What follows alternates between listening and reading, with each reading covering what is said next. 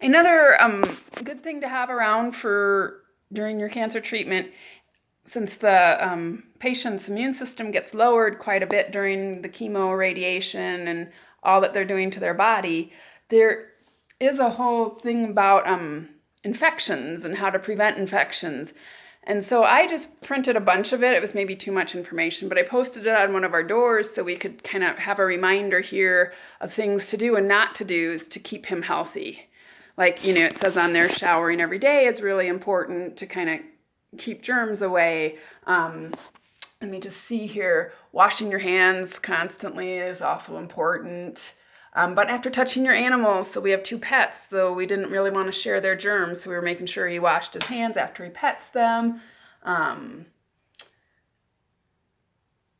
Wear gloves when you garden and wash up afterwards. I had no idea how many germs can be in the dirt, so that's something to keep in mind too. Gardening's a good thing, but kind of keeping clean afterwards.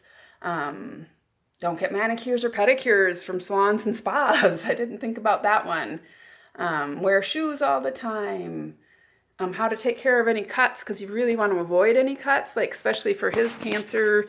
They didn't want him shaving at all on his face because radiation was coming here, so his skin would be more sensitive. So he had to just use an electric shaver and not even shave his skin. So having knowing ahead of time ways to prevent infection and how to keep things clean is really important, because I think that's the worst thing we had during the whole treatment was that he had a blood infection. And it was likely maybe from the PICC line, those kind of things that have like the tubes going into your body are really hard to keep clean and keep out infection.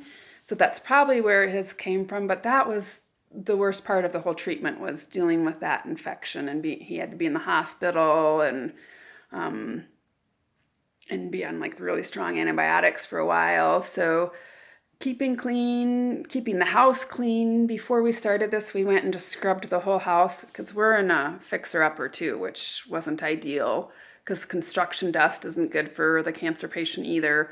So we really worked on trying to clean the whole house, get it set up, have him have his own bathroom so he can have all of the stuff he needs in there, and just keeping everything clean and trying to keep away the infection the best you can.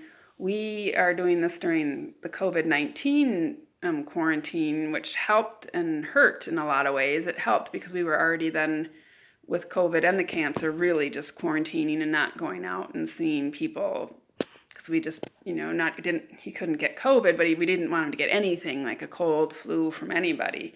So, yeah, it's just really important to keep their immune system up and keep them away from potential infectious things.